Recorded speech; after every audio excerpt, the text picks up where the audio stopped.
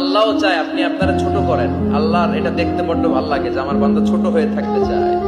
মান তাওয়াদা তারাফা, যে নিচে নামতেছে আল্লাহ টাইনা উঠায়, আর যে উঠতেছে আল্লাহ থাপ্পড় মেরে নিচে নামায়। কথা কন।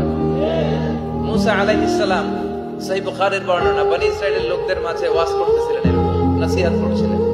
তো একজন দাঁড়িয়ে বলল, ইয়া নবী আল্লাহ মুসা, মান আ'লামুন নাস ফিল আরদ। হে মুসা নবী, জানতে বড় মনে চায় বর্তমান পৃথিবীর সবচেয়ে বড় জ্ঞানী কে? মুসা আলাইহিস সালাম কয় আমি। মুসা আলাইহিস সালাম কি বললেন? আনা। আসলে কথাটা ঠিক। আল্লাহ যখন যে নবীকে পৃথিবীতে পাঠায় তখন তাকে সবচেয়ে বেশি জ্ঞান দিয়ে পাঠায়, সেই হিসেবে ঠিকই উনি সবচেয়ে জ্ঞানী। কিন্তু উনি এইভাবে নিজেকে সবচেয়ে বড় জ্ঞানী বলে দিবে, এটা আল্লাহর পছন্দ হয় না। আল্লাহ চেয়েছিলেন মুসা আলাইহিস সালাম যেন বলে আল্লাহু আ'লাম, আল্লাহই জ্ঞানী। সুবহানাল্লাহ কইবেন না?